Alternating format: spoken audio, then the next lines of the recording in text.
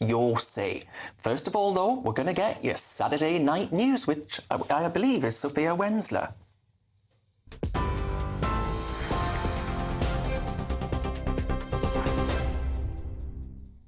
Thanks, Darren. Good evening. I'm Sophia Wensler in the GB Newsroom.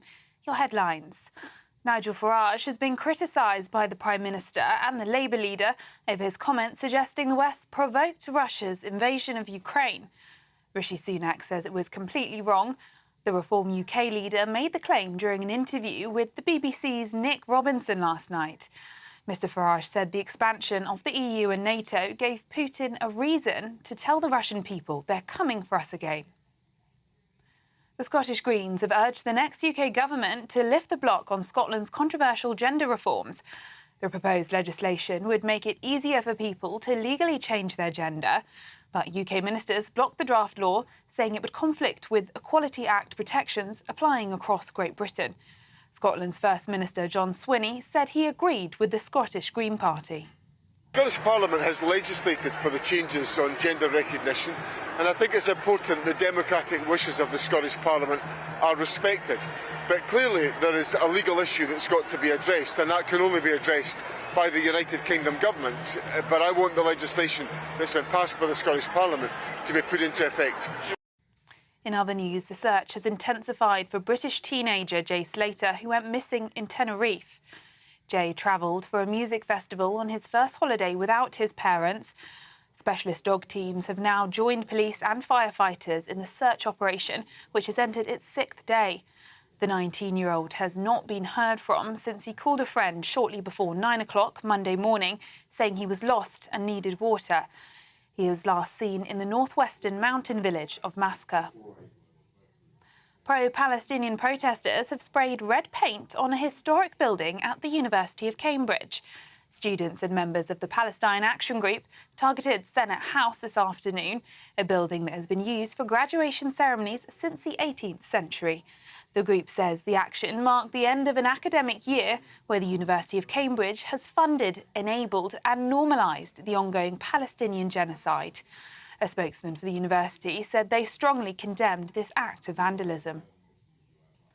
And the Prince of Wales has thanked Taylor Swift for a great concert as he shared a photo of the pop superstar taking a selfie with him and his children, Prince George and Princess Charlotte. Watching the US singer perform at Wembley Stadium, Prince William was also spotted shaking his arms to shake it off as he celebrated his 42nd birthday. Swift posted her selfie with Prince William, George and Charlotte alongside her boyfriend, NFL star Travis Kelce. And for the latest stories, sign up to GB News Alerts by scanning the QR code on your screen or go to gbnews.com/alerts. Now it's back to the Saturday 5.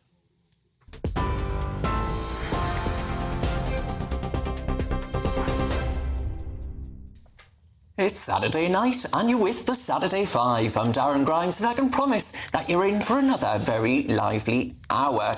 You've written in with some emails very quickly. Marianne says, my kids always say, spend it, Mum. Have a good life and if you run out, we'll look after you. I want Marianne's kids. That's the way it should be. Yeah, well. And Sandra says, I want my kids to inherit what I have and give them all the advantages I can. Well, there's some views. Can we just tell people I wasn't on auto cue? Yeah, oh, you were. She wasn't. Some of the comments were saying Renee was on auto cue. I promise you, that was all from the heart. She meant every word, and she was directing her response there to her kids. She was telling them, you ain't going to get a penny. Now, we're going to go to our big interview now. Now, this is quite an important one. As Western politicians fly around the world, right, on their private jets, lecturing poorer people in poorer countries about climate change and the beast that it is and how, you know, you need to give up the fruits of progress that we enjoyed in your own countries. But, you know, tough luck is basically the response of modern-day climate extremists. But one man has not been having it. He's called Jusper Machogu, and Jusper is an engineer and farmer from Kenya. And he's written about the hypocrisy of the West and why fossil fuels will actually help people out of poverty. Now, the continent of Africa, of course, is a continent crying out for that. And I'm pleased to say Jusper joins us now. Jusper, thank you very much for your company. Now, one group of broadcasters that didn't like what you had to say was, of course, the BBC. Could you just tell us a bit about what that was like? Yeah, so thank you for having me, Darren. Marco wrote a piece on me, and it aired on BBC. It went live, I think, 3 days ago. So the guy was all about, like, the attack was just personal, nothing about what I say or what I represent. And I am all about fossil fuels for Africa and Africans flourishing. Yeah. And so just, but the criticism was saying that you are potentially only saying what you're saying because you're funded by vested interests who want fossil fuels to continue, and actually that, you know, your arguments are invalid because you're a climate change denier and these sort of things. Yeah, I don't really worry about climate change, and that's very true for most Africans because we have far bigger problems to worry about. We have hunger problems in Africa. People are sleeping hungry. People are very poor. People don't have clean water. Why should we worry about climate change? And at the end of the day, you realize that we emit so little. A continent of 1.4, almost 1.5 billion people emitting so little, less than 3%. Why should I worry about climate change? And by the way, at the end of the day, you realize that if you look at the data, what the data says, you realize that in Africa, even we have more people dying from extreme cold compared to extreme heat. Like 26,000 versus 1.2 million people. Why should we worry about the climate warming? And look at the world today. This is the best time for you and I to be alive. Yeah. Jasper, I couldn't agree more. You're a man that makes my heart sing, I tell you. But could you answer that response? You know, the BBC and others may well suggest that you're not genuine. You don't actually believe what you're saying, that actually this is all money. It's not all money, because the guy said I have collected so far 9,000 USD in a span of maybe 2 years, according to him. And actually, I collected the money because I was going to school. I was supposed to attend my master's degree in Brito University College somewhere in London. Unfortunately, I got cancelled. So the money is just hanging in a GoFundMe somewhere. I don't have access to the funds in any way. And so what if, okay, to set the record straight, I'm not being funded by any fossil fuel group or person or industry. Like, I'm not at all funded by any fossil fuel industry. But the thing is, so what if, because the guy said, okay, I have a borehole project and my people don't have to walk to fetch water 600 meters downhill. So they're just getting water from my borehole. So how is that a bad thing? What if Saturn built the borehole? But the benefit of the borehole, it's serving people. So, and Jasper, what would your response be to the sort of Greta Thunbergs of the West who say that actually we need to eradicate fossil fuels altogether, you know, despite the fact that the West did, of course, get rich, did, of course, progress, thanks to the use of fossil fuels? Would you actually argue that there is a colonialist streak, dare I say, to the pockets of the activist left here who do want to see the end of fossil fuels, and that includes the poorest parts of Africa actually being able to use them? Yeah, so I refer to this as climate colonialism. We have this group of people who don't want Africans to develop. They don't want us to have what they have. They don't want us to become rich. They don't want us to flourish at all. And that's why they're saying Africa should never use its fossil fuel. It should leapfrog to solar and wind. Solar and wind is just electricity that we consume so little of. A good example is my family. So today, I come from a family of 6 people. We consume 12 units or 12 kilowatt hours of electricity per month. We have access to electricity, grid electricity, but we consume so little compared to, let's say, an American refrigerator, which consumes 45 units per month. So electricity is not the problem. Actually, today, most of our energy in sub-Saharan Africa, our energy, about 90% of our energy is coming from burning biomass. Burning biomass is a fancy word for cow dung, firewood, charcoal, crop residue. That's where we're getting our energy from. What we need is fossil fuels, because we just don't need electricity. Electricity is just a tiny consumption of the total, like just have a look at your total energy consumption. Electricity is about 18% only. The rest is coming from other energy sources, especially oil and gas. That is, So what I want for Africans is I want us to have access to energy that is going to power agriculture. How do we power agriculture? We need tractors. We need to stop toil. I'm smiling because unlike the famous, infamous Just Stop Oil organization in the UK, I'm saying just stop toil, because we're toiling throughout the day, man. We're toiling throughout the day to meet our daily needs. We need to end that. We need fertilizer. We can't have fertilizer minus fossil fuels. We need irrigation. We need piping. All of that, we can't have that minus fossil fuel. We just don't need energy. The list is endless, and I think we take it for granted here. Jasper, if people want to find you online, where can they go? Oh, so they can find me on Twitter, Jasper Machogu. And by the way, I do have a sustainable internship program for the people who are saying sustainable living for Africans. Ah, okay. Well, people can check that out and find you on X. Thank you very much, Jasper, for joining us this evening. Now, I'm going to bring it out to the panel there. I think Jasper's genuinely fascinating, and I'm very interested by this. But Matthew Lesh, do you want to come in first and tell us actually, I assume you're with me on what I was saying, which is my heart very much goes out to him and what he wants to achieve for his country. I think that's absolutely right. I think it's absolutely inspiring political activism. It's talking about a really important issue.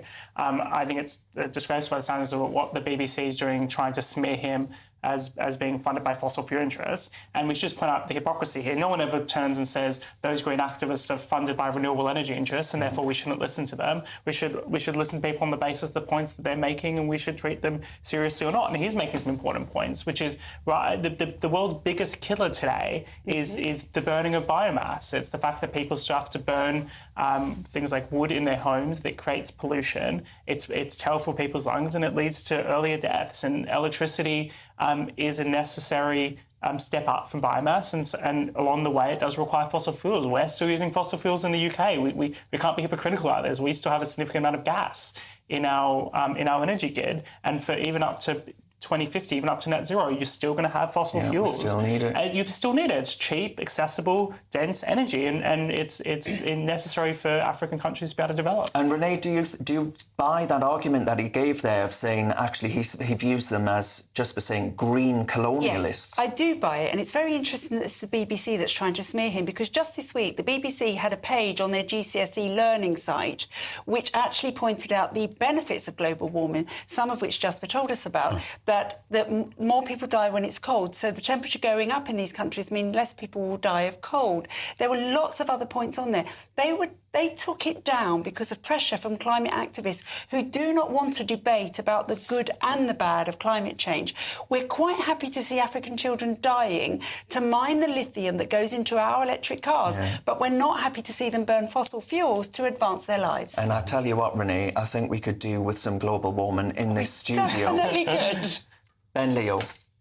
I just think at this time when everyone's, running around crying about Russia, that no one even bothers to mention, very credible intelligence agencies and sources who suggest, and some even say, that people like Just Stop Oil, Extinction Rebellion are funded indirectly by Vladimir Putin and Russia. Why are you screwing your face up? No, I imagine they would reject that, and they're not here to defend themselves. Who? Well, Just Stop Oil. Well, let me tell you about Just Stop Oil. They're funded by the Climate Emergency Fund in California, whose main contributor, well, there's two of them. The main contributor is Eileen Getty, who is the granddaughter of oil tycoon JP Getty. But so first of all, and second of all, Adam McKay, the Hollywood film star, he made the Netflix hit, Don't Look Up? He's got form on YouTube. He's got two houses, one in Ireland, one in Los Angeles, boasting all the time about how when things get tough in LA, he just flies to a second home in Ireland. These guys are a bunch of hypocrites. And if your house was burning down, you wouldn't do stuff like that. But on that point, though, Ben, saying, oh, they're funded by X, Y, and Z, that's what the BBC were saying about Jasper. But I genuinely believe he believes what he's saying, right? I believe Matthew Lesh believes what he's saying whenever he says anything. Do we actually always assume that Len McCluskey could come along and give me £1 million? I'm still going to be saying what I'm saying today. Does money and who you're paid by actually motivate what you're saying? Do you believe they don't believe? Well, I think when you're a climate alarmist and you're a doomster and you're saying that the world's got 15 years to survive unless we, instantaneously stop fossil fuels, the fact that you still choose to take flights is, international flights on gas-guzzling jets is complete hypocrisy. As I said, if your house was burning down, you wouldn't run back in and, light a candle or go and grab something. You'd get out of the house and you'd stop all travel instantaneously. And also, what's different this time? I'm not saying climate change doesn't exist. This term climate denier is just, juvenile and absolutely absurd. But when so many predictions of yesteryear have been made, dozens and dozens and dozens on the front page of newspapers, we're going to have a Siberian climate by the year 2000. Kids won't know what snow is by this year. From very senior people, the UN, chief climate scientists, what's different this time when you're saying in 20 years? We also know that when money goes behind a cause, it actually gets amplified so much that people start to hear it more often and believe it. The same happened with the sugar lobby in America because they didn't want sugar to be cancelled out of a society that's getting more obese. The money that goes behind the sugar lobby is so vast that it can't be fought by the healthy foods companies. All right, Benjamin Butterworth? I think Jasper is dangerously naive. To say what does climate change have to do with Africa? Well, Africa is the continent in the world that is being worst affected by rising temperatures. It's expected to have the most rapid temperature growth. And you have seen, for example, Mozambique had extremely dangerous floods. Much of Africa, parts that are habitable at the moment, are expected to become uninhabitable because of extreme temperatures. No, I'm speaking. And so the problem is that, at the same time, Africa is also the continent that's expected to have the biggest economic growth in this century. It's expected to have enormous economic growth. But it isn't enough to say that they're not responsible for the situation we have at climate change. They've contributed less than any other part of the world. But it's not good enough to say that they should not take action, that they should not be part of the solution just because they're unfairly affected by it now. And to suggest that climate change isn't affecting Africa is a nonsense because it is facing much worse, harsher and sooner consequences than a country like the United Kingdom. China is opening new coal mines every single day. No one's telling them to stop. Well, they are. China is committed to net zero by 2060. The point about I'm sorry, you can't say that they're not doing anything. China has a net zero goal, a target. I have a goal to have a six-pack. It's not going to happen anytime soon. If we go back to this point about Africa, though, you're saying they're the worst affected by climate change. Indeed, they probably are going to be. That's because they're poor. Yeah. It's our capacity and our wealth and our prosperity that allows us to mitigate the issues of climate change and not be as badly impacted by it. And the point is, if you limit Africa's capacity to become rich today, they're going to be far more vulnerable by the impacts of climate change in the future. They have to get richer. And I don't dispute that, but the guest said that climate change isn't affecting them. The access to water, access to habitable areas is heavily affected by climate change. He said it's getting hotter, but that could have benefits, is what he said. Yeah, but I mean, look, it's a big continent, right? But much of it is pretty hot at the moment, and it will be really badly affected by sea level rise. Doesn't surprise me you take the communists at their word either. Yeah. Right, now, still to come tonight, we can finally reveal the world's ugliest dog. Well, who is it? I'm going to get smacked during the break.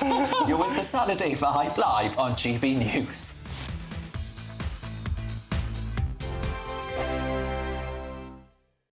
This is GB News, Britain's news channel. Recent polling suggests dentistry has become the hardest NHS service for patients to access, within NHS treatments still 15% lower than pre-pandemic levels. So a YouGov survey reveals that more than 70% of Brits describe seeing the dentist as difficult, compared with 64% for GPs and 42% for A&E services. One British man, get this, he even took to flying 10,000 miles for dental care, saying the extra time and money spent was far less hassle than trying to get an appointment on the NHS. I mean, it's a sad state of affairs. And a shocking 1/5 of UK adults have also admitted to trying DIY dentistry, including the old trick of tying string around a wobbly tooth and slamming it in the door so it comes out. So should people be more careful when taking their teeth into their own hands. That is one of the problems. Obviously, population growth makes it much more difficult for people to access NHS services, but they need to then catch up on the other side with dental services and increase the amount of dentists and access to dentistry, and especially NHS dentistry, obviously. What's the cut-off age for free dentistry on the NHS? So it is 18 years old, but there are exemptions around maternity, pregnancy. There's some free care around pregnancy. We saw some data a few weeks back about the number one cause for child admission into A&E is tooth decay. I mean, that was shocking when I read it. It's really bad, and what happens is people, kids with multiple decayed teeth, they basically have to be put under general anaesthetic, and then all those rotted teeth have to be extracted under general anaesthetic. Like, if those baby teeth start going crooked, then the adult teeth start going crooked as well. So it is important to look after the baby teeth. It's really important. I think they should make it more central to their policies, definitely. The People's Channel. Join me, Neil Oliver, every Sunday night at 6 p.m. on GB News. And if an hour is not nearly enough for you, go to gbnews.com for special extended episodes online every Friday at 9 p.m, where we can truly get into the nitty-gritty of what's going on. GB News, Britain's news channel. I'm Emily Carver. This is GB News, Britain's news channel. If you want your news to be straight talking... This is a nightmare for the Conservatives again. Down to earth. It's not just Nottingham where this is happening, is it? And most importantly, honest. Hard-working, middle-class taxpayers, they'll get their book thrown at them. Then catch me, Martin Daubney, Monday to Friday, 3 till 6 p.m. on GB News, Britain's news channel. I'm Mark Dolan, and this is GB News, the People's Channel, Britain's news channel.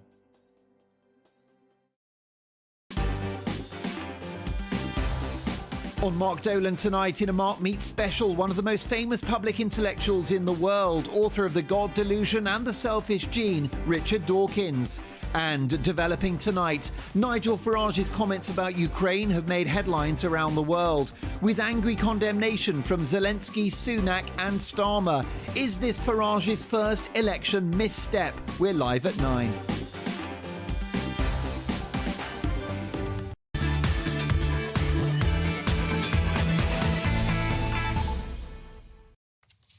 Welcome back to the Saturday Five. As always, thank you very much for your messages and emails about tonight's topics. Chris has written in. Good evening, Chris. He says Africa is a continent rich in minerals. Sadly, corruption rules and it's being pilfered by Russia and China. Geopolitics comes into play. And Britain. Les says, right or wrong, the world cannot afford a green agenda. The biggest pollution source worldwide, not transport, not oil consumption, not power stations, but huge populations burning biomass to heat and cook in a domestic environment.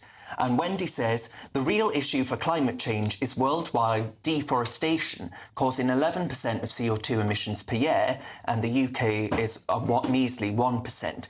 Climate change and net zero as an ideology because most green financial industries, have no deforestation policy. Climate change is an anti-capitalist trope. Wendy didn't hold back. But now, folks, it's time for this.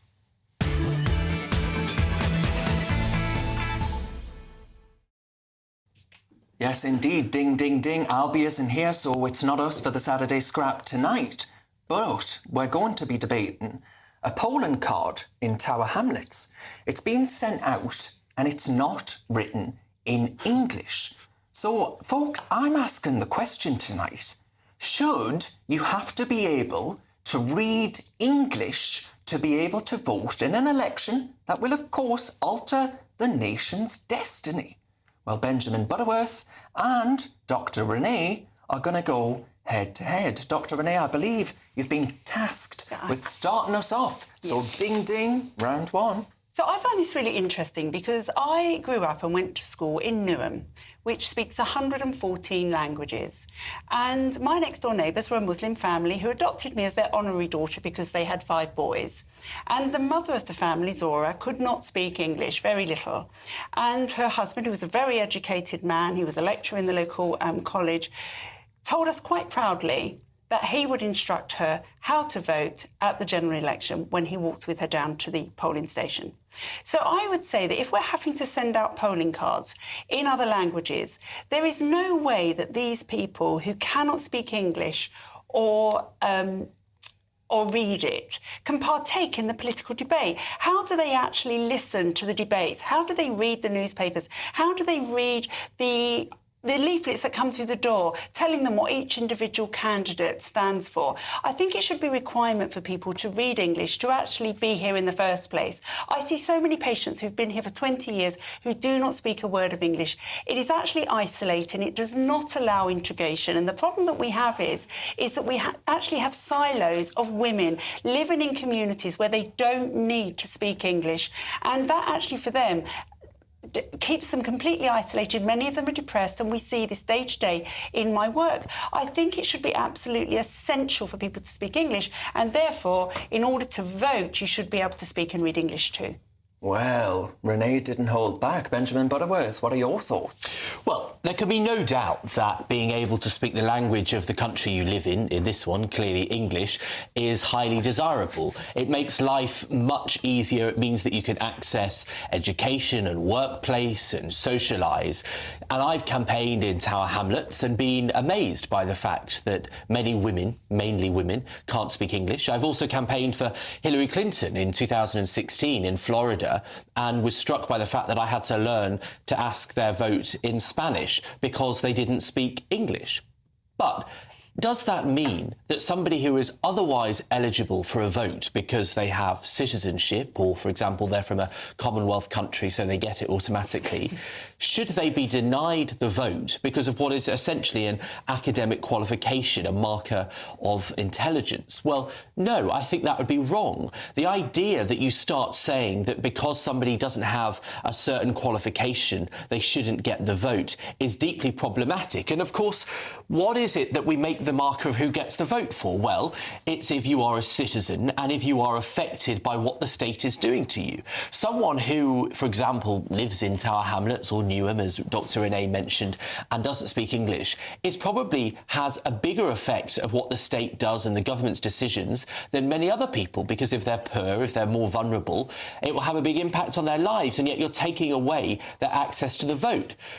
But let's add this. If it's the case, as Dr. Renee put out, that because you can't read the newspapers or watch the television to take in the different arguments being put forward, well, there are people with disabilities that would not be able to do that in the way that any of us are used to. So are you saying, Dr. Renee, that someone who doesn't have the cognitive abilities or is maybe deaf and blind should be barred from voting? Well, of course I'm not saying But that is what you're saying, really, isn't it? No, because you're saying if they can't understand the arguments, they don't get the right. No, I'm not saying that at all, because somebody who's deaf and blind will actually have other ways of having things translated for them and put into the language that they can understand in terms of Braille, or actually having hearing aids to actually allow them to hear. It doesn't say that they can't speak English because they're deaf or blind. So hang on, by that same measure, the people you described can speak to their community and they can have extensive discussions in a different language about the political arguments. But the worry is that not the same? They still have a means to the information. It's not the same, because people who are deaf and blind still speak English.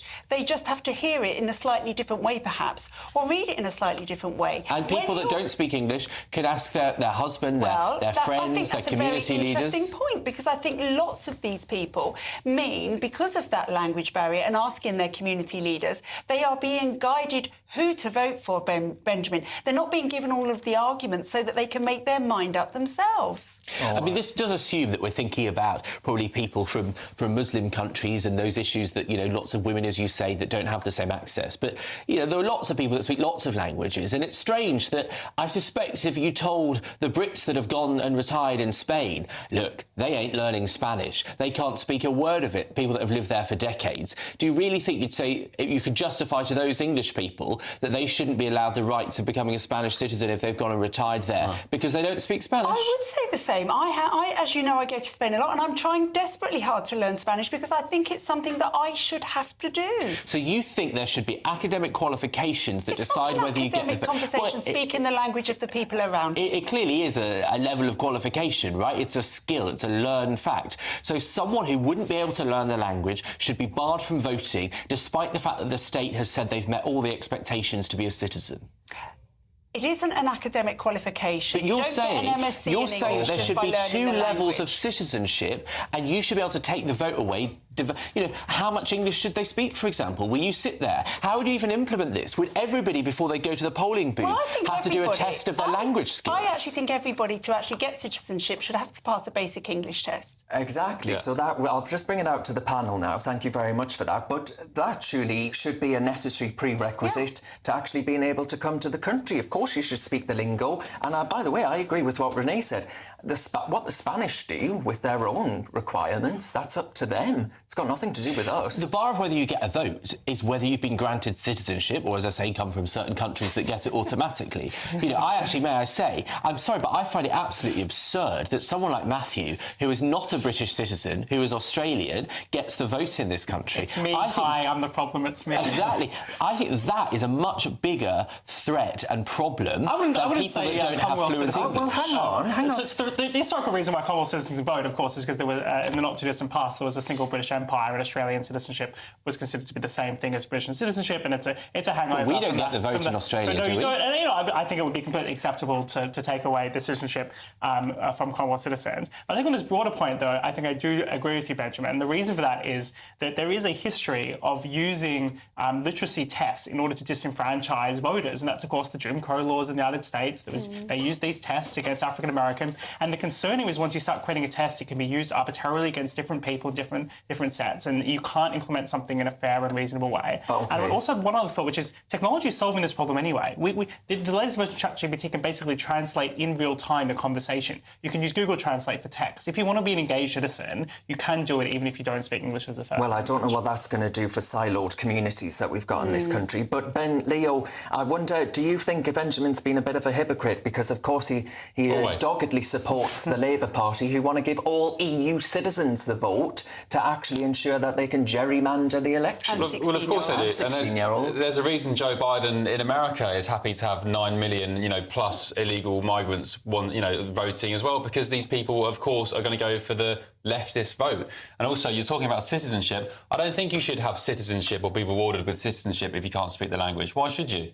Well, I'm not saying, at no point did I say that you shouldn't be expected to learn the language, that it isn't desirable. It makes a massive impact on the quality of life. What I'm saying is that if you qualify for a vote, you shouldn't have it withdrawn because of a certain skill set. Well, I'm saying there shouldn't be just an expectation that you learn English as part of your citizenship. I'm saying if you can't speak English, you shouldn't be awarded citizenship. There are a lot of English people that go around the world to move to other countries, never learn the language. That's their problem. I wouldn't expect to go to Japan and be awarded citizenship just because I've lived there for 3 years. And you wouldn't be. In order to become Japan have much stricter immigration in order to rules become a than we do. citizen, you do actually have to learn English. You have to do a living in the UK test. You have to actually learn about British history and culture. In fact, I have to do that test this year in order to stay in the UK. You're going to fail. I don't know why you want to stay here anyway. I'd be straight off to Australia. We can swap citizenships if you like. Well. There are lots of Brits going to Australia. Still ahead, though, we'll reveal the world's ugliest dog. You're with the Saturday 5 live on GB News.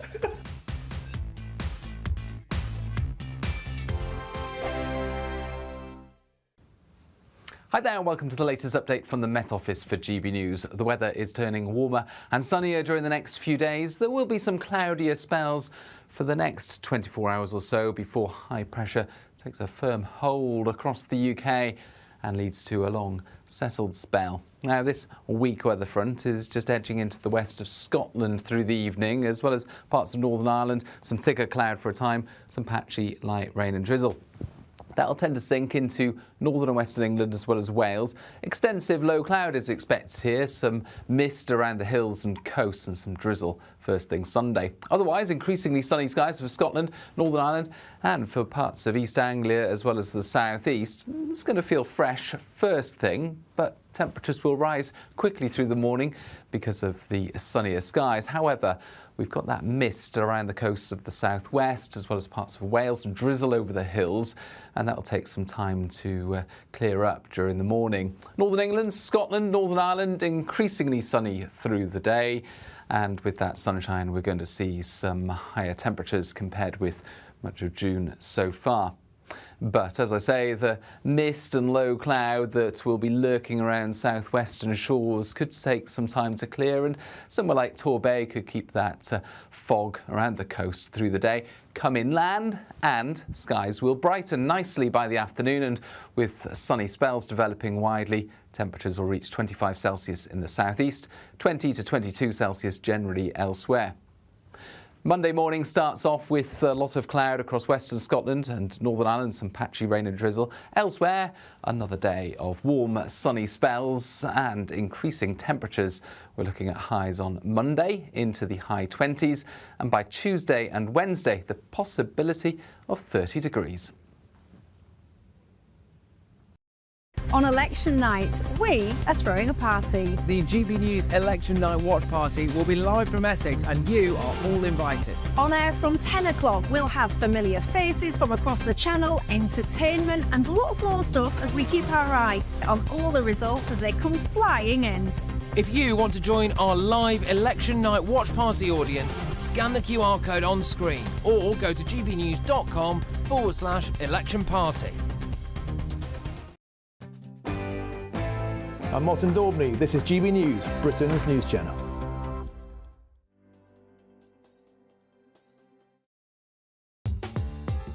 I'm Christopher Hope. From pop stars to politicians, I'll interview anybody in a pub who's got a political opinion. Join me every Friday on Spotify, Apple Podcasts, YouTube or gbnews.com, or wherever you get your podcasts. GB News, Britain's election channel.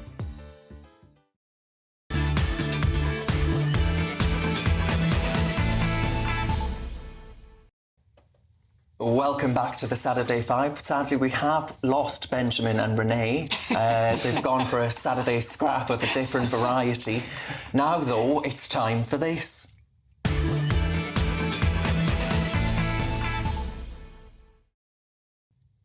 Righto, bunch of five. Matthew Lesh, what have you got for us? My topic this evening is the very exciting question of WFH, working from home, or as it's now developing into working from the hairdresser. So there have been these stories emerging on TikTok land of some younger Gen Z workers, even younger than those millennials, taking time during their day to go get their hair done and taking calls from the hairdresser. And this has become a phenomenon to the point where hairdressers are now installing USB ports, high-speed Wi-Fi and desks in order to enable people to work from the hairdresser. Now, you're probably expecting me to make fun of this here, but actually, I don't think it is. I think this is fantastic. And I'm going to read you a few comments from some of the managers who uploaded these videos. One said, "It doesn't matter where she is to me, as long as her tasks are being delivered on time and delivered well." While another manager says, "Not what I meant by working from home, but you go off, Queen." I think that's for goodness I think that's sake. an encouragement there. Renee, this is ridiculous, isn't it? It's crazy. I don't care what anybody says. Working from home is destroying so many things. People need to be together. It's destroying the fact that people meet each other. It's bad for mental health. And productivity is rubbish. When you phone someone now and you get through, whether it's a government department and they have a question they need to ask somebody else, they can't. So you never get anything sorted out. You can hear the kids, though, in the background. You can hear the kids. I actually said to somebody the other day, "Your fire alarm battery needs changing." And she said, "Oh, I know." Renee, we're going to stick with you. What have you got for us? So, a few years ago, you will remember that Sadiq Khan had a picture of a woman on a beach who had a body very similar to mine, actually, that said, "Get beach ready," and he banned it There because it is. We've got it on screen apparently now. that was an unrealistic aim and it was demeaning to women, and he wasn't going to demean women in ads anymore on the underground. So fine, that was banned. Last week, for Pride Week, he had a different woman on posters all over London, mainly in East London and around Old Street area on the big posters. It was a woman who had just had a mastectomy, a young woman. Oh, dear. She's still got the plasters on from having it. This was for Pride Week. So he doesn't want nice, But decent, not healthy just any bodies. medical mastectomy, a trans mastectomy. A trans mastectomy. So he's quite happy for our young women to get the message that it's OK to cut off your healthy breasts for no reason at all. What does he think this does to women who have had to cut off their breasts because they've had cancer?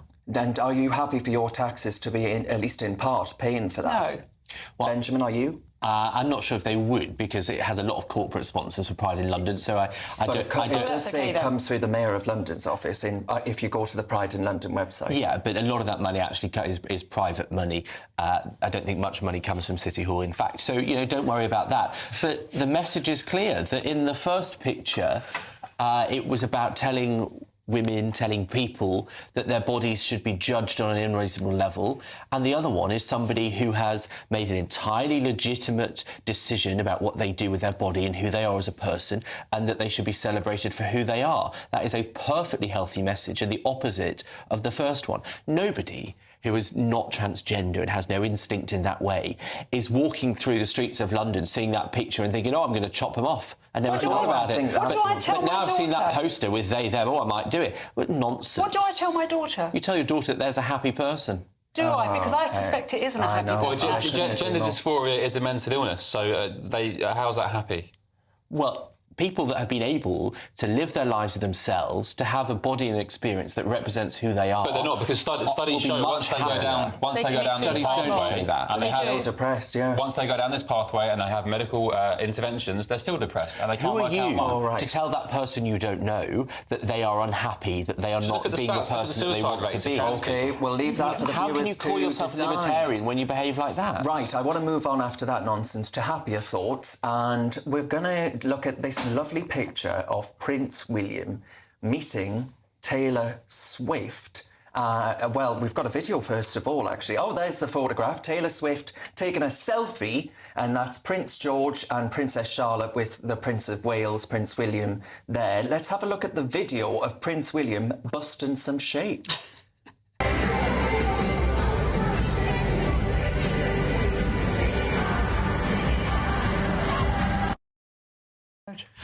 Well, he's quite the mover and shaker, isn't he? But he looked very happy. Does anyone on the panel think, actually, it's very unbecoming for the future monarch to be dancing? I won't away tell like you who that? said that to me today, but someone said that to me and said it was quite demeaning of him for a future king to be dancing. I said, leave off. Yeah, his wife's going through it. cancer. I like it. His brother's a treacherous little toad he's had to deal with. His dad's got cancer. Yeah. Why shouldn't he be able to go to a concert and have a laugh? And I was going to say let his hair down, but he hasn't got that much. It makes them more real. It makes them like you and I. They're real people who enjoy a concert. And of course, what have you in got? Middle Eastern monarchies love Shake It Off. Boom, boom. For goodness sake. Yes, so mine is, I'm sure many of you on Twitter X may have seen this, but regardless, if you haven't, it's definitely worth watching. So amid all the boring election coverage, somebody online, we're not sure who it is, but they've made some deep fakes, they're called AI-generated videos of Sir Keir Starmer, Nigel Farage playing a video game called Minecraft. You don't need to know much about the video game itself, but the fact that they've managed to get these fake videos of Sir Keir and Nigel talking in quite a humorous way, I found quite funny. Take a look at this. So some of you may be wondering how I plan on getting my revenge. Well, let me show you. I've actually taken the liberty to locate Nigel's favourite spot on the server, which is this little pub you can see here. And before you all start asking, no, this is not the same one where that girl hilariously threw a milkshake over him. So as you can see here, I've set up a trapdoor powered by these pressure plates. When he walks through the door, he will fall all the way down into this pit. And I've actually prepared a nice little surprise for him when he gets down there. So chat, let's wait for him to get online and see what happens. Look at this chat. It's absolutely marvellous. I'm back on the server in my favourite spot. I can't wait to get in there and have a pint with the lads. Wait, what's this? Be careful. Milkshake spillage? OK, chat, I'm getting kind of scared. Who did this? I guess we'll go in, shall we? What the hell is going on? Oh my goodness, what is happening? I swear to God, if this was Keir, I'm going to be having words. So as I said, you don't need to know too much about the video game, it doesn't matter, but it's just extraordinary that some people, I mean, it's AI, it's artificial intelligence, it's called a deep fake. They've managed, and it's very convincing, they've managed to get Sir Keir and Nigel talking. I mean, they didn't say that stuff. It's just fake. It's not true. I think this is fantastic. We've heard so much concern about deep fakes and disinformation and Russia and manipulation. In fact, the only real use of deep fakes in this election is the one thing to actually make us laugh and be entertained. Phenomenal meme potential. Now, speaking of deep fakes, I wish it was a deep fake. Benjamin Butterworth, what have you got for us? Well, I can finally answer the world's ugliest dog.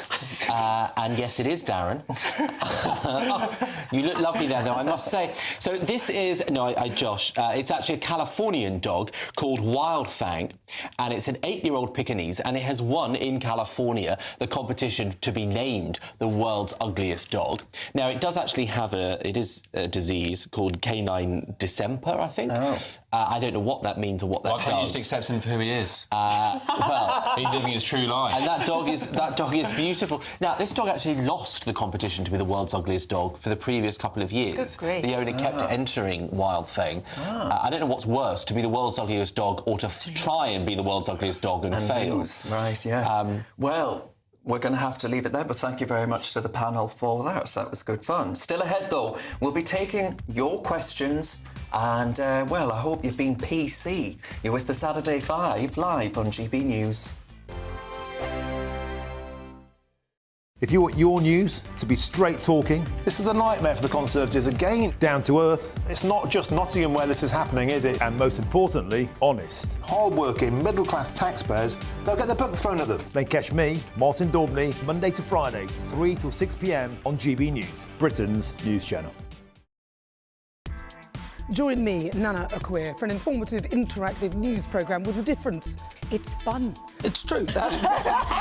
You're not wrong. No one will be cancelled. Lovely. Join me from 3 p.m. every weekend, only on GB News, Britain's news channel. Nana Akweer, weekends from 3 p.m. I cried, cracking up before we even start. I mean, to see King Charles to be so brave, so strong, and you can sometimes, I think, gets his stomach hurt, or he just moved himself. It didn't seem very comfortable, but he was there and he was going to go through it all. And I just thought, you know, he's the most wonderful man. He cares more about us and the people who are there serving him. An extra bonus is Princess Catherine, who looked absolutely stunning. Mm-hmm. She did look very, very slim, though, but she looked beautiful in that outfit. Little Charlotte is an extraordinary child. When they were coming back, she was wiping the windows so that everyone could see with her hand, getting rid of the rain. She's fantastic. And the other thing that actually got my heart was that Prince William and Princess Anne and Prince Edward were getting completely drenched.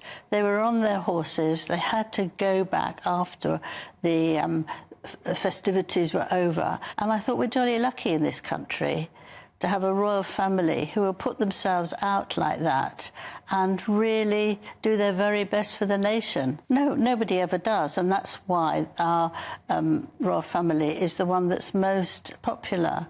And I do have to say, and just a couple of words, that Meghan introduced some raspberry jam and some dog's biscuits just an hour before. Don't laugh. Don't make me An laugh. hour before. I mean, can you imagine that? The desire to be noticed. It's always just before a big event because she wants the attention. I don't think she works it out that other people would do it. I think she works it out that they'll all look at me. The People's Channel. Every Saturday, 10 till 12, we'll bring you all of the news that you need to know. We'll also remind you that there is so much to smile about. It's my favourite time of the week. I get to relax, enjoy some light-hearted stories, and let Ellie teach me about fashion too. That's Saturday Morning Live, every Saturday, 10 till 12. Only on GB News, Britain's news channel.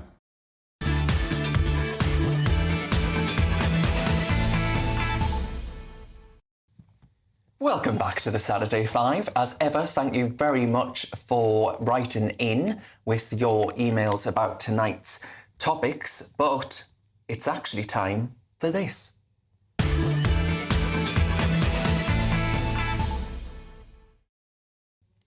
Right, let's see what you lovely viewers, and I hope I'm going to be saying you lovely viewers after I've read them out, have sent us this week. The first one comes from Katie, and Katie wants to know if the panel would go to a Taylor Swift concert. Yes. I absolutely would. Yes. Yeah, I would. No. Who wouldn't? No. Why? I don't like her music. I don't see the fascination with her. You know, people comparing her to, say, Michael Jackson or the Beatles. I mean, come on. Well, they're not. It's not just that they're comparing her. It's that her record sales and her ticket sales have exceeded those. So Look, she's broken the record. Look, yes, not only would I go to a Taylor Swift concert, I am going to the Taylor Swift concert next Friday evening, and I've been counting down all year to it. I think she's one of the best, if not the best performer of our generation. What do you like about her? She's a brilliant songwriter. She's a brilliant lyricist and poet. She's able. Shake it off. Shake it off. Shake it. So she's able to move through different generations in her music. So yeah, you've got an early one, more poppy, and then she goes through. I have to admit, I now have a 5-year-old who gets in the car and says, "Can we play Blank Space, Mummy?" Oh, that's cute. Right, And the second question. I would also just add to that. I think she's a really good role model. I think she's given she's been famous for about. Them writing songs about them. No, and she does a lot of twerking. No, she's a great businesswoman. I think she is. I mean, come on. She's a strong woman. She's intelligent. She's successful. Nothing wrong with having multiple boyfriends. She doesn't do sort of lots of the inappropriate behaviour that a lot of pop stars do. Right, these we've days. got many questions to get through. The second question is from Jamie. I assume it's not Jamie Redknapp. Should England sack Gareth Southgate? Yes. I absolutely think they should. That performance the other day against Denmark was abysmal, wasn't it? Yeah. I honestly felt like they're coming. They're not. It was just boring. It home. I was just thought boring British and politics sad. was driving me mad until I watched that game and then thought, goodness gracious. He should have been sacked after the World Cup semi-final against Croatia. He should have then been sacked at the Euro 2020 final against Italy when they went one up and blew it. Sack him. All right, this next question I want to be answered by Benjamin Butterworth. Mo has written in, and Mo says, would Jeremy Corbyn have been a better Prime Minister than Boris Johnson? Well, I didn't want either, and I thought it was a terrible choice for the country to face. But I think it would be difficult to be a worse Prime Minister than Boris Johnson. I think it's definitely possible. As is evident by, the collapsing trust in the Tory party and his unpopularity. Hang on, but you love Ukraine so much, and Boris was the first person to arm Ukraine, to support Ukraine. He's still supporting them now, even though he's out of office. So do you not support him doing that? Yeah, I do. Can you praise him for that? Yeah, because So he wasn't the worst Prime Minister ever. Well, that wasn't the question. If you'd But actually Jeremy noticed. wouldn't have done that. Well, he would have done because about on Israel? because Labour MPs would have expected that. Would he Jeremy committed to support NATO Israel? in Labour's manifesto. No. Well, I highly doubt it, and I also Jeremy completely Corbyn's literally disagree the with man that. who stood with Hezbollah, with Hamas, who stood with the enemies of the West in Russia and Putin, his friends again and again. He would have been an awful Prime Minister. And on top of that, all the disastrous economic policies he would have been trying just as the COVID pandemic came I in. think deep down in your icy little heart, you know that we're speaking the truth. But I don't care for either of them. I think they're both do not deserve the job of Prime Minister. And, I'd say with years gone by, that the country clearly feels that way about both of them. Just but like I would Keir Starmer, point out, you won't answer the question. I would point out that the most unpopular leader there's been in modern times is Liz Truss, not Jeremy Corbyn. Leave Liz Truss alone. Liz Truss has a popularity rate, has an approval rating the same as North Korea and Kim Jong-un. That's how despised she is. Harriet has written in saying, is anyone else worried about travelling to Tenerife this summer? No. No, you're not? What's happening in Tenerife? Why? With the missing teenager Jay Slater. Yeah. I went to Tenerife in January. It was a very lovely holiday. It was warm, very safe. Look, I think what's happened to this this poor young boy. He was at a music festival. One wonders whether he was very drunk or maybe some drugs, and he strayed off and got lost. I feel very sorry for him and his family, and I think until we found him, that's where it should All right. God hope, save him and all that. And our last question comes from Tilda, who asks, is this election boring? Do you know what, Tilda? I think it was, until Nigel Farage got on the pitch. And then suddenly it's not boring. The BBC should have had him on that debate on Thursday. I think it was a damn disgrace not to, and he would have livened the place up a little bit. Don't you agree, Benjamin? Well, I don't think that politicians should be there as a performance art. You know, I'm really sick of people just like as Boris Johnson. Given Sir Keir Starmer. But I really think that. Their job is to run the country, not to entertain you. Thank you very much to my beautiful panel. You've been marvellous. Next up, folks, it's the brilliant Leo Kearse with the Saturday Night Showdown. Cheers for watching. See you next week. That warm feeling inside from Boxed Boilers, sponsors of weather on GB News. Hi there and welcome to the latest update from the Met Office for GB News. The weather is turning warmer and sunnier during the next few days. There will be some cloudier spells for the next 24 hours or so before high pressure takes a firm hold across the UK and leads to a long settled spell. Now, this weak weather front is just edging into the west of Scotland through the evening, as well as parts of Northern Ireland, some thicker cloud for a time, some patchy light rain and drizzle. That'll tend to sink into northern and western England as well as Wales. Extensive low cloud is expected here, some mist around the hills and coast and some drizzle first thing Sunday. Otherwise, increasingly sunny skies for Scotland, Northern Ireland and for parts of East Anglia as well as the southeast. It's going to feel fresh first thing, but temperatures will rise quickly through the morning because of the sunnier skies. However, we've got that mist around the coast of the southwest as well as parts of Wales, some drizzle over the hills, and that'll take some time to clear up during the morning. Northern England, Scotland, Northern Ireland, increasingly sunny through the day, and with that sunshine we're going to see some higher temperatures compared with much of June so far. But as I say, the mist and low cloud that will be lurking around southwestern shores could take some time to clear, and somewhere like Torbay could keep that fog around the coast through the day. Come inland and skies will brighten nicely by the afternoon, and with sunny spells developing widely, temperatures will reach 25 Celsius in the southeast, 20 to 22 Celsius generally elsewhere. Monday morning